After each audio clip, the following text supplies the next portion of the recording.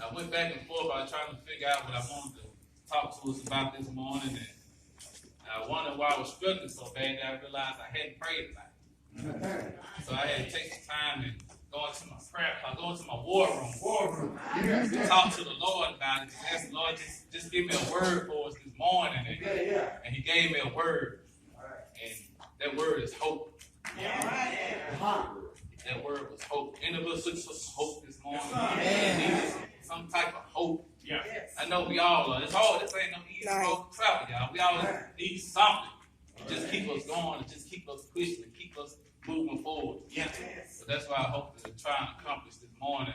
I had a little bit of a frustrated morning. My printer broke. My tablet died. Now y'all gonna see me up here with this laptop. They're gonna skin this cat one way or another. We're gonna get it done. So y'all meet me real quick. I'm gonna make this brief. I heard the preacher say if you ever want to do a good sermon, you need to have a good beginning. Yeah. You need to have a good end. Mm-hmm. You need to keep them close together. Yeah. So I'm trying to keep them close together. We might get break today, y'all. Y'all go ahead and meet me in John chapter 5, again, the verse number 1. I appreciate you reading the scripture for me, Brother Matt. I appreciate Brother Ronnie for leading our hearts in song. Brother L for leading our hearts in prayer. It's truly been a blessing. I appreciate it. We all appreciate it. I had Brother Matt read 1 through 9. But I'm going to read 1 through 18, just so that we can get the full effect of what we're looking at here this morning. Is that all right? Y'all don't get mad at me. John chapter 5, again, the verse number 1. And it reads, After this, there was a feast of the Jews, and Jesus went up to Jerusalem.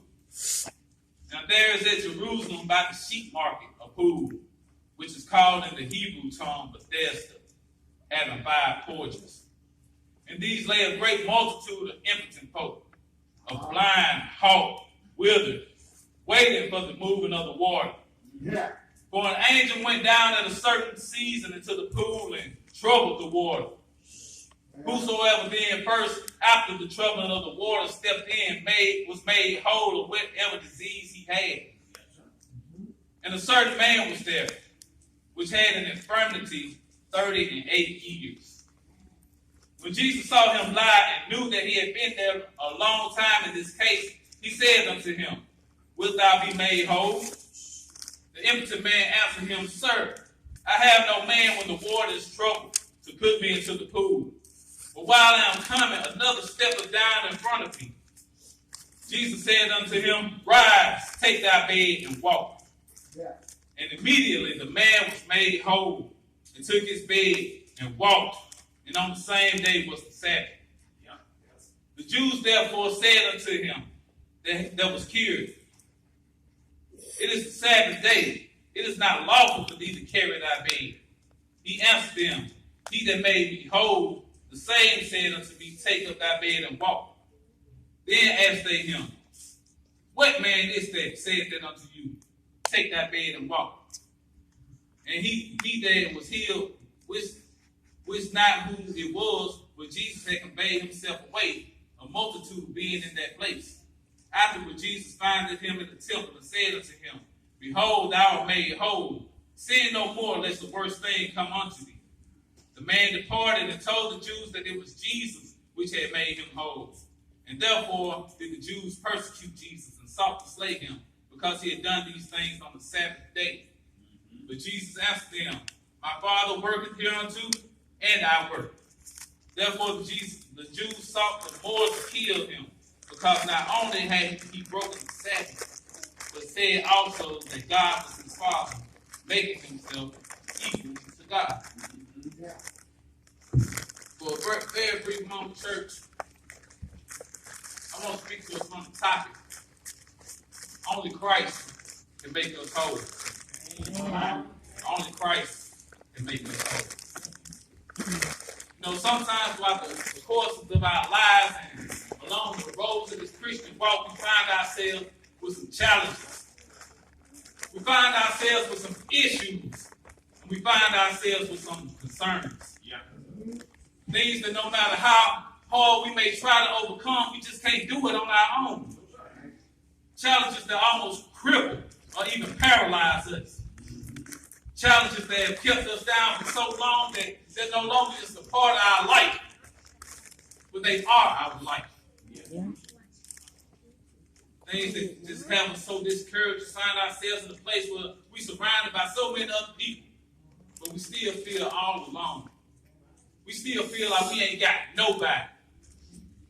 Then we get discouraged and we wonder if it's even worth staying in this race. Is it worth it? That's a position that this man in our lesson text had to find himself in. The Bible says that in Jerusalem there was a pool called Bethesda. Bethesda in the Hebrew tongue means house of mercy. It says that this pool had 5 porches. And on those porches lay a great multitude of impotent folk, blind people, people dealing with sickness and hardships in their lives. It says that there was a great multitude of them. So there was a lot of people out here looking for mercy. It says that these poor people were waiting on an angel to come down and to trouble the water, to stir up the water, and whoever got into the water first was cured of whatever disease they had. And it says that there was this man laying on this porch waiting. They don't tell us how long he had been waiting on this porch. But it does tell us that he's been dealing with this issue in his life for 38 long years. 38 long years. And whatever his condition was, it don't say exactly what it was, but it caused him to not be able to walk on his own. It had put him in a position where he had to depend on other folk to help him make his way through life. And it says that he was laid there at the pool. So obviously somebody had to help him get there in the first place. But they didn't stay there. They just dropped him off. It seemed like that somebody who really had love and concern for this man, they would have stuck around to help him get into the pool once the waters were stirred. But see, there's only so much that we can expect people to do for us. There's only so much that people will do for us. There's only so much that people can do for us. You see, when it begins to become an inconvenience for me or a burden for me, I can drop you off, but then I got to go. The Bible encourages us to bear one another's burdens. And to bear someone else's burdens means to help them carry their weight, help them carry their load. But this man, in the case of this man, he couldn't help himself at all. So he had to depend on somebody to carry his entire weight, to carry his entire load, to carry his entire burden. And nobody ain't willing to do that. We got other stuff to do. I got a life of my own. How long you been sitting in this pool and you ain't well yet? You ain't got right yet? I can drop you off. But I got to go. They probably got to the point where people was getting frustrated with it. They probably pulling on them all hard, jerking them around, flopping them down on the ground hard. I'm tired of carrying your weight. And John says that this was during the time of the feast. So there was a party going on in town. So everybody had somewhere else to be. They had better stuff to do. I brought you this far, but now I got to go. Look. Ain't that how we do sometimes? How folk do us? Hey, I'm here for you. I love you. I care about you. Call me if you need me. And we good. We stay consistent for a while, but after so long, we ain't as patient as we once were. We ain't calling like we used to. We let the phone ring a few extra times before we pick up. And we start feeling some type of way back. But that don't make us bad people. It just makes us human. So there's only so much that we can expect man to do for us. And there's only so much that man can do for us. You know, we hear it all the time. We hear it from the doctors. We got loved ones who are sick and suffering. The doctor come in the room and tell us we've done all that we can do. We hear it on the phone with the bill collectors. We're trying to make payment arrangements. Can't you just give me a little more time? Hey, ain't nothing I can do. But out of all the uncertainty in our lives and all the things that we just don't know, the one thing that we do know for sure is that our God is able. And not only is he able, but he's able to do exceedingly, abundantly, above all that we think or even ask, or ask or even think, according to Ephesians 3:20. He's able to do anything that we ask of him. And not only that, but he's able to do more than we can even think to ask of him. That's power, y'all. Yeah. You know, sometimes we find ourselves in a situation we just can't see our way out. It seems impossible. But we serve a God who's a way maker. He'll make a way out of no way. Yeah. We serve a God who can make the impossible possible. Over in Genesis chapter 18, God asked Abraham a question. He said, is anything too hard for the Lord? Is anything too hard for the Lord, church? No. In case we don't know the answer, Jeremiah gives us the answer over in Jeremiah chapter 32, where he says, behold, thou hast made the heavens and the earth by thy great power, and thou stretched thy arm, and there was nothing too hard for thee. Amen. We serve a God who spoke the heavens and the earth into existence. And we got the nerve to think that our problem's too big for him. We spend so much time telling God about how big our problems is. When we ought to spend more time telling our problems about how big our God is. Amen. We spend so much time telling folks about how bad our situation is. But we need to tell folks about how good our God is. Amen, Amen somebody. Amen. Let God know that I might not understand God, but I trust you. Amen. And as I said, this is during the time of a feast. It was a time of celebration and jubilation. Now, John, he don't specify exactly what feast it was. But some researchers believe that it was during the feast of the Passover. And this was the time when the Jews would celebrate their liberation from Egyptian bondage, when they were made free from slavery, when they were released from the burdens of their Egyptian taskmasters. They were celebrating the time when they had found their backs against the wall with no hope, but God parted the Red Sea. They were celebrating the time when they found themselves hungry in the wilderness with nothing to eat, and God rained down bread from heaven. They were celebrating the time when they were thirsty with nothing to drink, so God brought water from a rock. Yeah. They were celebrating the time to move forward to a better place in their life. But in the midst of all this joy and all this excitement and all this celebration, there was depression. Yeah. There was pain. And there was hopelessness. There were people suffering. Yeah. This man, he wasn't celebrating freedom because he was still a prisoner. He was still a victim of his own circumstances. He was still on the wrong side of his own personal Red Sea. He was still unable to move forward to a better place in life because he was still confined to his bed on this porch. You know, we can look around this room. We see a lot of beautiful, happy, smiling, well-dressed faces. And everything seems all right. Everybody doing good. We all moving forward in our lives. But nobody knows what's going on behind the scenes. Amen. Nobody knows that underneath it all, some of us are just sitting on our porch, on our bed, just waiting on some mercy. There's a lot of hurting people in need of comfort. A lot of troubled people in need of peace. Sick folk in need of healing.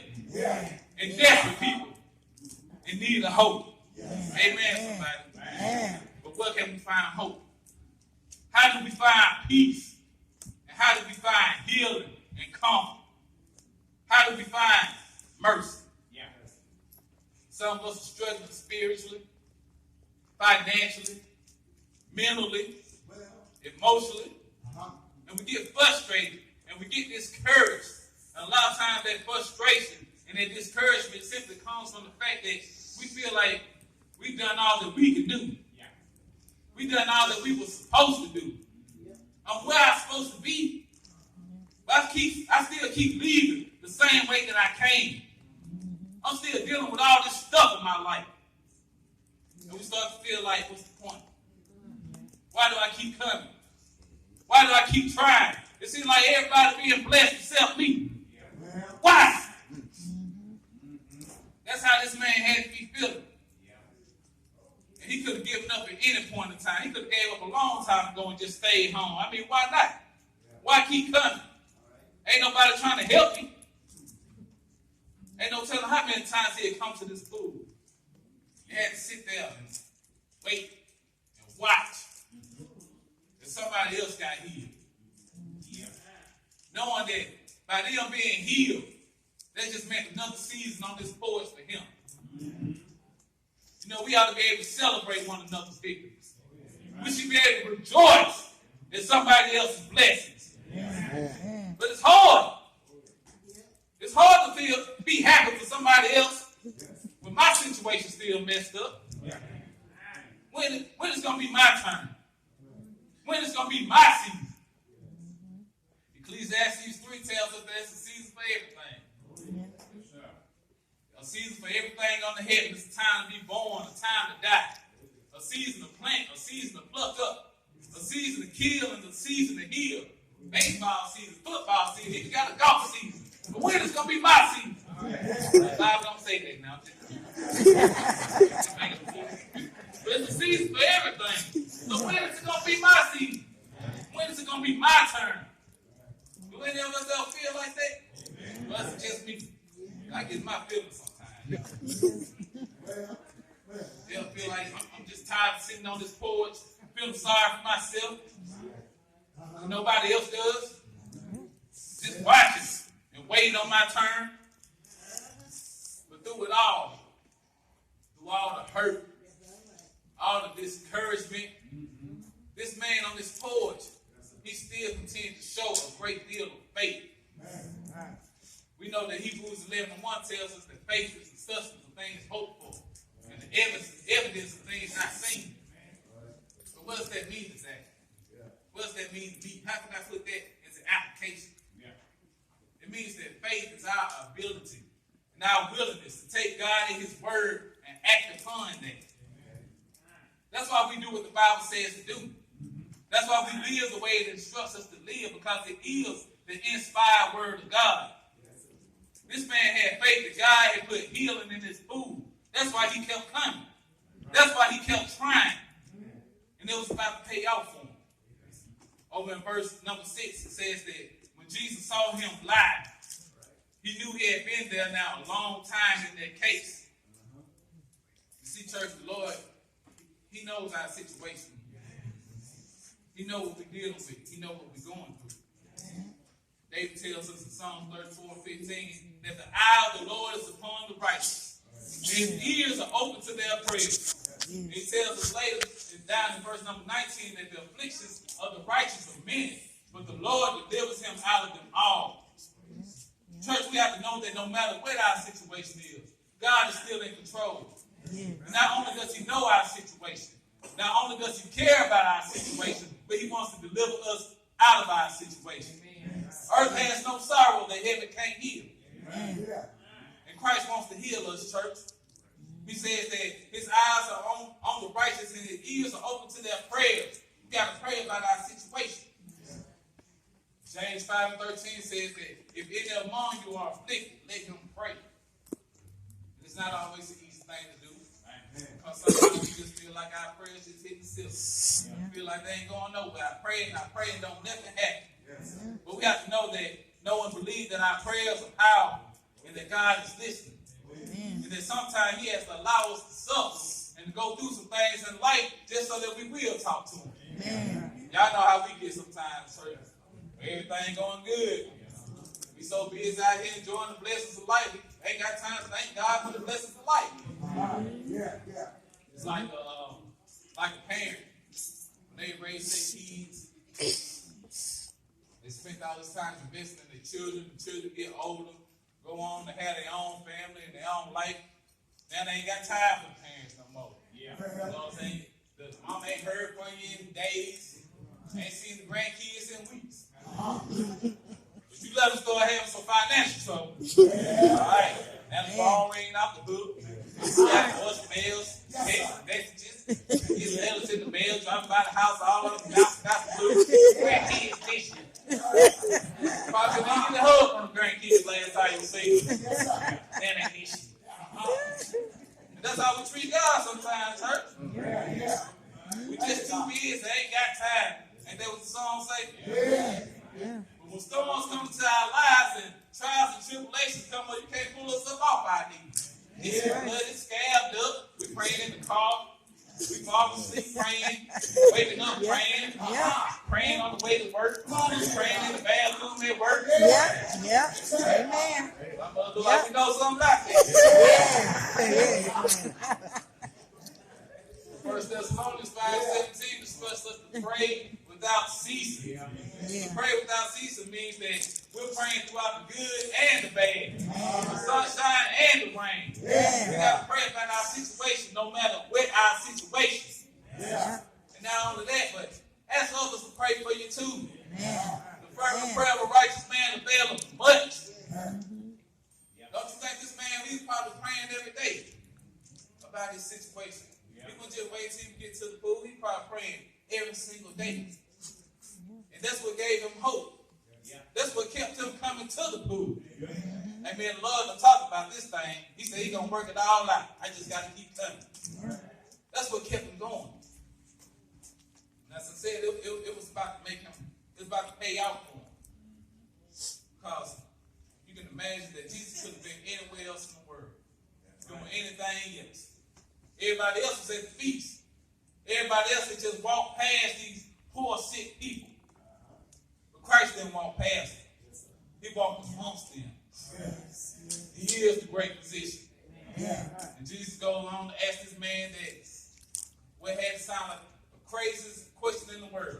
The most ridiculous thing you could ever ask somebody in this situation. He asked him, do you want to be made whole? Do you want to get well? If somebody asked us something like that, we'd probably start cussing. Start cussing them out. Blank, blank, blank, blank. What you think? You don't look like I want to stay in this situation? You think I like having somebody having to tote me around and carry me to the bathroom, not being able to do for myself? You think I want to stay like this? You don't think I want to get well? It was a yes or no question. You don't think I want to move forward in my life? Christ asked him, do you want to be made whole? Of course I want to be made whole. But Jesus had to ask this man this question. Because the truth of the matter is that sometimes when we sit on our bed for so long, when we get used to sitting on this porch, we can get comfortable there. We make our way to the pool just to say that I went to the pool. But does that mean that we're really trying? Jesus asked this man, do you want to be made whole? That's a yes or a no question. But this man, he didn't give a yes or a no answer. He started giving excuses. He says that every time the waters are troubled, I have no man to put me in. Somebody always step down in front of me. You see, I'm trying, but other folk keep getting in my way. But that ain't what Christ asked me. He asked me, do you want to be made whole? Do we want to be made whole this morning, church? Do we want to get up off our bed? Do we want to leave this pool and this porch behind? Or do we just want to keep making an excuse and keep leaving the same way that we came? This man made an excuse. He started complaining about what he didn't have instead of realizing who he did have. He had God in the flesh staring him right in the face. And he didn't even realize it. We got to start recognizing our blessings, church. You know, we'll pray and we'll cry. We'll cry and we'll pray, Lord, please bless me. Lord, please deliver me. Please send me a blessing. Please deliver me from this situation. Then when the Lord send our blessing and it don't look the way we expect it to look, we don't even realize the fact that we blessed. If it ain't something that we can touch, hold, feel, or spin, then it don't feel like a blessing. Never mind the fact that he woke us up this morning. Some of us in our right mind. Never mind that he started us on our way and gave us one more shot. Gave us one more chance to be made whole. That's a blessing, church. This man thought his blessing was in the pool, but it wasn't. He was still looking for some man to put him in the water. But In John chapter 7, Jesus says that from my belly shall flow living water. Yeah. He was speaking of the Holy Spirit, the Comforter, that he promised to speak, promised to send, that will guide us into all things, all righteousness. Christ has given us hope. He's given us comfort. He's given us guidance. Yeah. Ain't that enough to make us whole? Mm. Oh, we're still looking for something else. We're still looking for somebody else to complete us. Jesus told this man, get up, take your bed and walk. And the Bible says that immediately the man was made whole and took up his bed and walked. Now this is a man who ain't walked in 38 long years. It seemed like he would have had to need to do a little few stretches or some physical therapy or something. But it says that immediately he took his bed and began to walk. I bet he didn't walk the same way he had walked 38 years ago. I bet he had a new walk. I bet he had a new pep in his step. He probably grabbed that bed and took off running. Not only did Jesus tell him to walk, but he told him, take your bed with you. This was this man's testimony. You let people see what God brought you from. You let people see what God did for you. You tell them that this bed used to carry me, but now I'm carrying it. When the Lord brings us through some storms in our lives or to a better place in our life, we have to be willing to go out and tell somebody. Show somebody what you want. You never know how your testimony will affect somebody else. How it might help somebody else. That's right. It might be somebody walking through the same storm that you just came out of. You'll be able to hold an umbrella over their head and help them through this storm. There's about somebody sitting on their porch, on their bed, just on the verge of giving up. But just to see you carrying your bed, that's going to give them what they need, just hanging there a little bit longer. Let them believe that God's grace really might be sufficient. Let them see that he really might be my refuge in time of trouble. Paul says in 2 Corinthians 1:4 that God comforts us in our tribulations, so that we might comfort those who are in trouble with the same comfort that we receive from God. Sometimes God allows us to go through some stuff, go through some suffering in our lives just so we can be a blessing to somebody else. Like I said, we can help somebody else through their storm. When they can't see no way out, we can shine a flashlight for them, tell them, keep heading this way. Come on. This is how God brought me through. That's why God has blessed us with each other. It ain't nothing like having somebody say, I know what you're dealing with. I know exactly how you feel. Because sometimes we feel all alone. But somebody say, I know exactly how you feel. I know exactly what you're dealing with. This is how God brought me through. It ain't nothing like that. And that's why God has blessed us with each other, church. Christ had given this man a new walk and a testimony. And the first thing he did once he was made whole was he went to church to give God some praise. Now he can go to the club. You know, there's probably plenty of new dance moves came out over 38 years that he wanted to catch up on. That's where his mind was at. He didn't go looking for no girlfriend. You know, there's probably plenty of women walking back and forth past him. He's sitting on that bed. Now he can catch him. That's where his heart was at. He wanted to go give God some praise and some worship. So he went to church. And when he got to church, he ran into some messy church folks.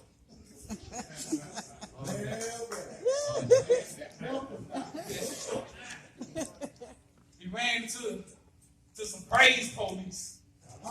They ain't kept nothing about his blessing. They ain't kept nothing about his new walk and his testimony. Never mind the fact that he walking after 38 long years of not being able to walk on his own. The only thing they was concerned about was, hey, bro, what you doing carrying your bed on the Sabbath? See, this was a Sabbath day, the day in which God had reserved as a day of rest for the Jews.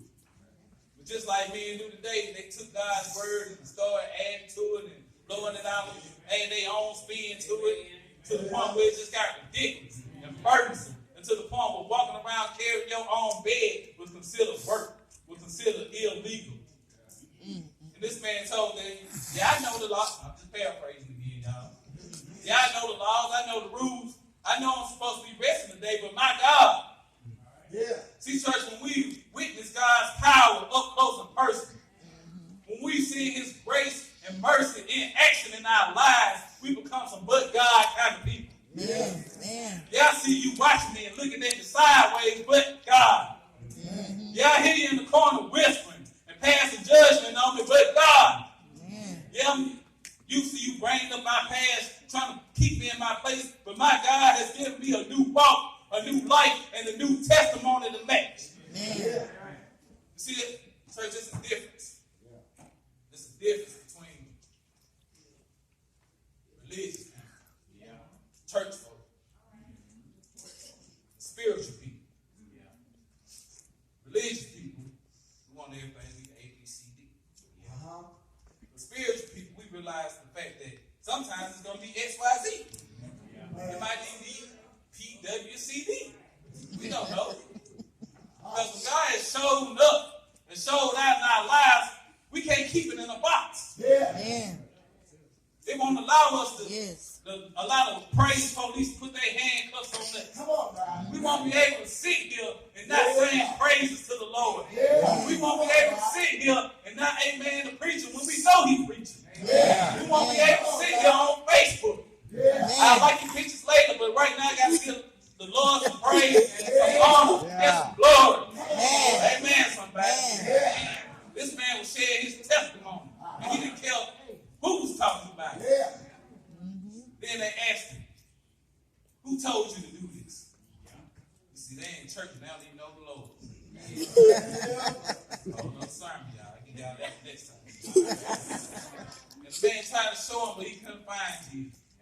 Then it says that later Jesus found him in the temple and told him, now that you've been made whole, go and sin no more, or something worse will happen.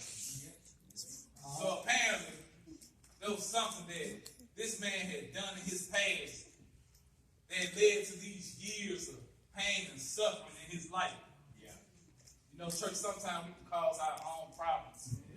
We cause our own pain and our own suffering through our own actions. Sometimes this stuff from years ago, stuff we don't forget all about, stuff we don't even remember. But God remembers. You know, we reap what we sow. But Christ has given this man another chance, another opportunity to get it right.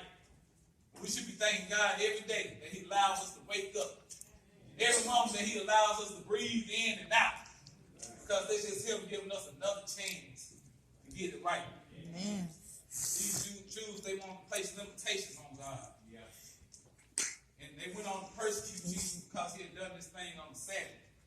And Jesus told them, paraphrasing again, hey, I'm in the family business. My daddy working, I work. Y'all think Walmart don't want to stay open 24/7? God bless you today. He blessed you yesterday. He's going to bless you tomorrow and the week and the day after that too. Then it says that, it goes on to say that the Jews sought the more to kill him. So they real mad now, y'all.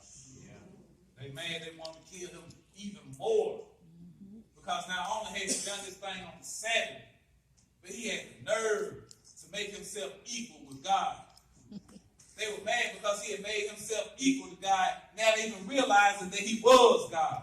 And church, it was this very moment, it was this very act, this very conversation that ultimately sent Christ to the cross. All because he wanted to give this man, all because he wanted to give me and you a better life.